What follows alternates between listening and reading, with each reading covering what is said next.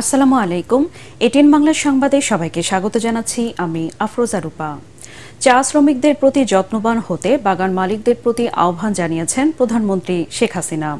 চতুর্থ জাতীয় চা দিবস উপলক্ষে রাজধানীর ওসমানী স্মৃতি মিলনায়তনে আয়োজিত অনুষ্ঠানে চা শ্রমিকরা ভাসমান থাকবে না বলে জানান তিনি।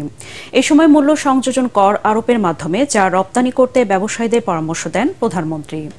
পাশাপাশি গুরুত্ব আরোপ করেন চায়ের বহুমুখীকরণ, গবেষণা ও উৎপাদন বাড়ানোর উপর। এ সময় বিদ্যুৎ সাশ্রয়ে দেশে চা বাগানগুলোতে সোলার প্যানেল স্থাপনের কথা বলেন তিনি। অনুষ্ঠানে চা শিল্পে বিশেষ অবদান রাখায় দ্বিতীয়বারের মতো ৮টি শ্রেণীতে বিভিন্ন কোম্পানি ও ব্যক্তিকে জাতীয় চা পুরস্কার তুলে দেন প্রধানমন্ত্রী।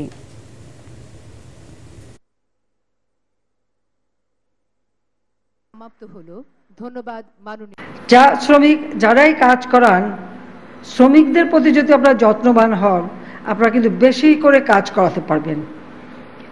শুধুমাত্র তাদেরকে ওই আপনার অধীনস্থ বলে বিবেচনা করলে হবে না। মনে রাখতে হবে তাদের শ্রম ঘাম দিয়েই আপনার উৎপাদন বৃদ্ধি করা, উপার্জনের পথ করে দিচ্ছে। কাজে সেই শ্রমিকদের প্রতি আপনাদের আরও যত্নবান হতে হবে। আমাদের চা শ্রমিকদের সন্তানরা বা ওখানে যারা কর্মচারী, তাদের সন্তানরা যাতে যথাযথভাবে লেখাপড়া শিখতে পারে সে ব্যবস্থাটাও করে দেওয়া দরকার, এবং সেটাও করবেন যারা মালিক। আর সরকার পক্ষ থেকে যে যে সুবিধা দেওয়ার সেটা তো আমি দিচ্ছি এবং দেব। ক্ষমতাসীনদের প্রশ্রয় দেশ এখন দুর্নীতি, লুটপাট, বিদেশে অর্থ পাচারের স্বর্গরাজ্যে পরিণত হয়েছে বলে অভিযোগ করেছেন বিএনপির ভাইস চেয়ারম্যান শামসুজ্জামান দুদু। নয়াপল্টনে দলের কেন্দ্রীয় কার্যালয়ে বিএনপির প্রতিষ্ঠাতা সাবেক রাষ্ট্রপতি জিয়াউর রহমানের মৃত্যুবার্ষিকী উপলক্ষে জিয়া শিশু কিশোর মেলার স্বেচ্ছায় রক্তদান কর্মসূচিতে তিনি একথা বলেন। সাবেক আইজিপি বেনজির আহমেদ সহ দুর্নীতি, লুটপাটের সাথে জড়িতদের ভবিষ্যতে বিচারের মুখোমুখি হতে হবে বলেও হুঁশিয়ারি দেন তিনি।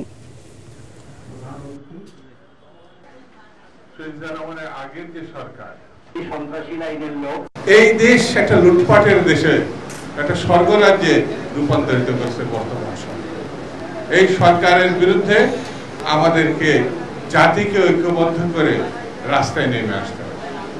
সাফল্য ব্যর্থতা যাই থাক না কেন, আমরা যতক্ষণ পর্যন্ত গণঅভ্যুত্থানের মধ্য দিয়ে সরকারকে পরাজিত করতে না পারবো, ততদিন পর্যন্ত আমাদের এই কষ্টকর জীবন, জেল জীবনের জীবন, হামলা মামলার জীবন, এটা থেকে আমরা মুক্তি পাব। উপজেলা পরিষদ নির্বাচনের চতুর্থ ধাপের ভোট গ্রহণ কাল সকাল ৮টা থেকে বিকেল ৪টা পর্যন্ত চলবে ভোট গ্রহণ। সকালে কেন্দ্রগুলোতে পৌঁছানো হবে ব্যালট পেপার। নির্বাচনে প্রতিদ্বন্দ্বিতা হবে চেয়ারম্যান, ভাইস চেয়ারম্যান ও মহিলা ভাইস চেয়ারম্যান পদে। এবার ৫৫ উপজেলায় ভোট হওয়ার কথা থাকলেও আগের ধাপগুলোতে স্থগিত কিছু উপজেলাও যুক্ত হচ্ছে এই ধাপে। এইদিকে সুষ্ঠু ও শান্তিপূর্ণভাবে ভোট গ্রহণের লক্ষ্যে ১৭৫ প্লাটুন বিজিবি মোতায়েন করা হয়েছে।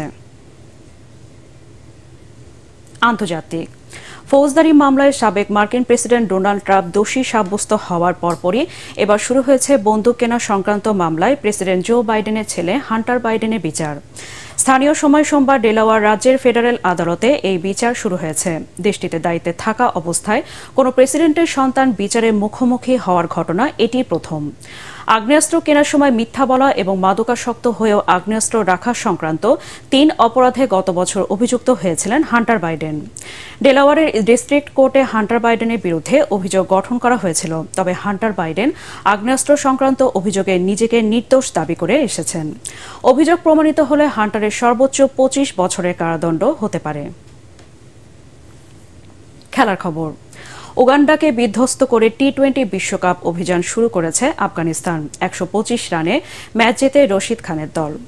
গায়ানার প্রভিডেন্সে টস হেরে ব্যাটিংয়ে নেমে উদ্বোধনী জুটিতে রেকর্ড করেন রহমানুল্লাহ গুরবাজ এবং ইব্রাহিম জাদরান। উদ্বোধনী জুটিতে যোগ করেন টি-20 বিশ্বকাপে দ্বিতীয় সর্বোচ্চ ১৫৪ রান। ৪৫ বলে ৭৬ রানে আউট হন গুরবাজ। জাদরানের ব্যাটে আসে ৪৬ বলে ৭০। শেষ পর্যন্ত ৫ উইকেটে ১৮৩ রান তোলে আফগানরা।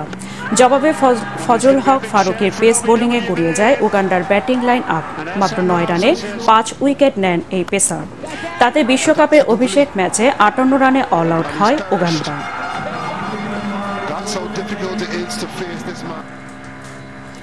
দর্শক, পরবর্তী সংবাদ দেখার আমন্ত্রণ জানিয়ে এখনকার মতো শেষ করছি। এটিএন বাংলার সংবাদ ইউটিউবে দেখতে ব্রাউজ করুন youtube.com/ATN Bangla News। ধন্যবাদ সবাইকে।